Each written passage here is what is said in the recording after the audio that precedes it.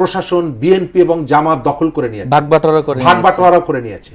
কোনো কোনো জায়গায় দেখতে পাচ্ছি ইলেকশন কমিশন কারো কারো চোখের ভাষায় কথা বলছে, চোখের দিকে তাকিয়ে কথা বলছে। আপনি এই সময়কালে মিডিয়াগুলো যেভাবে বিএনপিকে নিয়ে মেতে উঠেছে, এটাও আমরা মিডিয়ার কাছে প্রত্যাশা করি না। জুলাই অভ্যুত্থান আপনার গুণগত যে পরিবর্তন আনেনি, তার অনেকগুলো উদাহরণ দেওয়া যায়। আমি এই যে দুটো প্রতিষ্ঠানের কথা বললাম, ইলেকশন কমিশন নির্বাচনের তফসিল ঘোষণার সঙ্গে সঙ্গে আইন শৃঙ্খলা থেকে শুরু করে প্রত্যেকটা বিষয়ে ইলেকশন কমিশনের পদক্ষেপ নেওয়ার সুযোগ আছে। কিন্তু দেখা যাচ্ছে গতকালকে একজন আইনজীবীকে যেভাবে পেটানো হয়েছে বিএনপির শেরপুরের একজন প্রার্থীর বিপক্ষে কথা বলার কারণে, রিট করার কারণে, আমি মনে করি ইলেকশন কমিশনের যদি মেরুদণ্ড থাকতো গতকালকেই সেই প্রার্থীকে তলব করা উচিত ছিল এবং তার বিরুদ্ধে শাস্তিমূলক ব্যবস্থা নেওয়া উচিত ছিল। আপনাকে কোথাও না কোথাও শক্ত হতে হবে। কিন্তু ইলেকশন কমিশন যেমনিভাবে দৃঢ়তা দেখাতে পারছে না, আবার কোনো কোনো ক্ষেত্রে তার একটা দুর্বলতা প্রকাশ পাচ্ছে। বিশেষ করে আপনি পোস্টাল ব্যালট নিয়ে যে কেলেঙ্কারির ঘটনা ঘটছে এবং সারা পৃথিবীতে এটি ব্যবস্থাপনার ক্ষেত্রে যে অনিয়মটা দেখা যাচ্ছে, বিএনপির পক্ষ থেকে যখন এটি তাদের নজরে আনা হয়েছে তাৎক্ষণিকভাবে তারা নড়ে চড়ে বসেছে। পোস্টাল ব্যালটটা কিভাবে হচ্ছে এটি তাদেরকে খেয়াল রাখা উচিত ছিল, যেহেতু এবার প্রথম পোস্টাল ব্যালটটা হচ্ছে। সুতরাং খুবই স্পর্শকাতর। এমনকি আমি শুধু ইলেকশন কমিশনেরই সমালোচনা করব না, ডিজিটালি করা যেত না, এটা করা যেত। একই সাথে বিএনপিও এই জায়গাটায় যতটুকু নজরদারি রাখা উচিত ছিল তাদের প্রস্তুতির জায়গায় সম্ভবত সেই নজরদারি রাখেনি।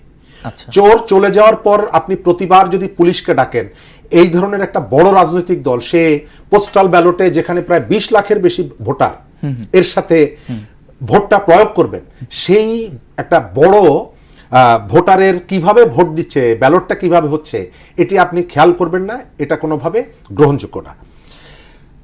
ইলেকশন কমিশনে দ্বৈত নাগরিকত্ব নিয়ে যে ঘটনা আজকে ঘটেছে, আমরা অবশ্যই তার নিন্দা করি। একই সাথে আপনাকে এটাও মনে করিয়ে দেই, আপনি আসলে প্রশাসনের কাছে কি নিরপেক্ষ আচরণ প্রত্যাশা করেন, না প্রশাসন আপনার পক্ষে থাকবে সেটি চান?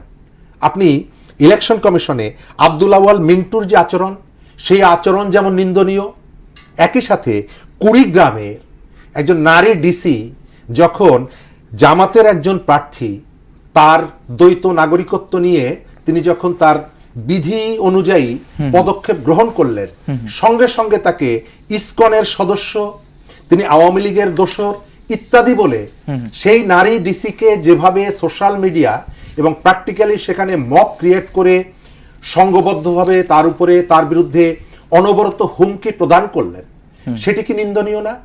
আপনি যদি কেস টু কেস, অবশ্যই নিন্দনীয়। আপনি যদি একটা ঘটনার ক্রিটিক করবেন, সমালোচনা করবেন, আর একটা ঘটনা আপনি সেটি খেয়াল করবেন না, এটি যদি হয় তাহলে আমরা ধরে নিব যে আপনি আসলে নিরপেক্ষতা চান না। আপনি চান আপনার মতন করে প্রশাসন চলবে, প্রশাসন নিয়ন্ত্রণ করার একটি প্রবণতা, চেষ্টা আমরা কিন্তু এর আগে দেখেছি। আপনার মনে থাকার কথা, চট্টগ্রামের শাহজাহান চৌধুরী কি বলেছিলেন যে আমাদের একটা দখলদারিত্ব প্রতিষ্ঠা করতে হবে।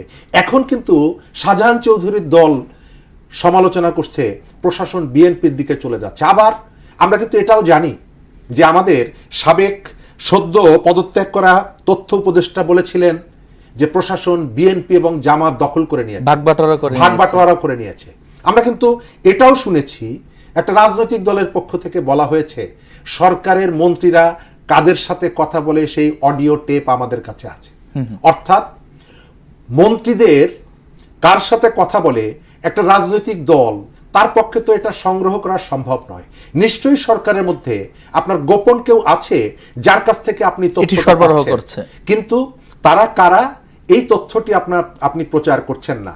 দ্বিতীয়ত, ডিসিএসপির পদ বন্টনের ক্ষেত্রে আমরা কিন্তু খেয়াল আছে যে লটারির মধ্য দিয়ে পদ বন্টনের যে দাবিটা, এই দাবিটা কিন্তু একমাত্র জামাতের সাধারণ সম্পাদক যেদিন বলেছিলেন প্রেস কনফারেন্স করে, ঠিক তার 2 দিন পরে সরকার সেই সিদ্ধান্তের দিকে গেছে।